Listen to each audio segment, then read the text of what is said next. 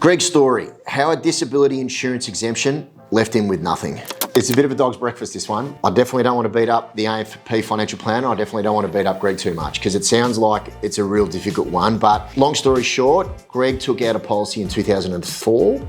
And in 2003, he actually had a back injury. So throughout the application process, he had a back exclusion on his policy. Now, fast forward 20 odd years, it sounds like his back injury was small without knowing the ins and outs. Small could be gone to see the chiro. Doesn't sound like he's had time off work. Doesn't sound like it's a bulge disc or anything substantial. They're all assumptions, but let's assume that that's the case. It sounds like this policy should have been reviewed. Now, I'm not saying that the other AMP planner should have reviewed it. I'm not saying Greg should have reviewed it, but it really does hit home the importance of reviewing these things annually, if not annually, every couple of years. Now, it sounds like he could have had a policy that could have been reviewed and had that back exclusion taken off. That's something I would probably challenge as the advisor, is retrospectively this back exclusion could have and should have been taken off. I don't know if that's been done. Definitely would have taken this one to AFCA. I can definitely feel for Greg on this one that he's had a policy for 20 odd years. But yeah, the message here again, review these things all the time.